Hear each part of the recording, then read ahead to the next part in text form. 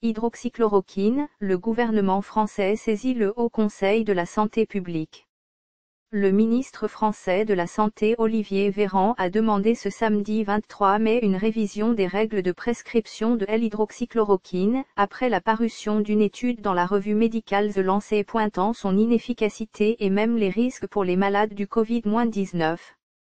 Suite à la publication dans The Lancet d'une étude alertant sur l'inefficacité et les risques de certains traitements du Covid-19 dont l'hydroxychloroquine, j'ai saisi le HCSP, au Conseil de la santé publique, pour qu'il l'analyse et me propose sous 48h une révision des règles dérogatoires de prescription, indique sur Twitter le ministre français de la Santé Olivier Véran.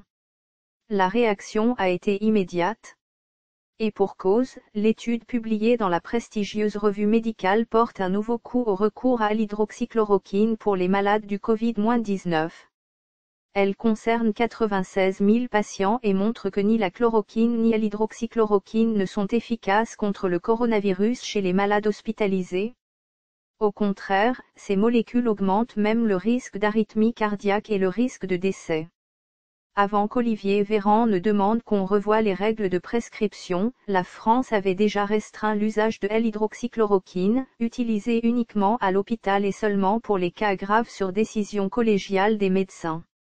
Cette molécule, dérivée de l'antipaludéen-chloroquine, connaît une notoriété inédite depuis que le Pr Didier Raoult, de l'Institut hospitalo-universitaire, IHU, à Marseille, a relayé fin février une petite étude chinoise, peu détaillée, affirmant que le phosphate de chloroquine montrait des signes d'efficacité chez des patients atteints de SARS-CoV-2. Elle ne cesse depuis d'enflammer les débats.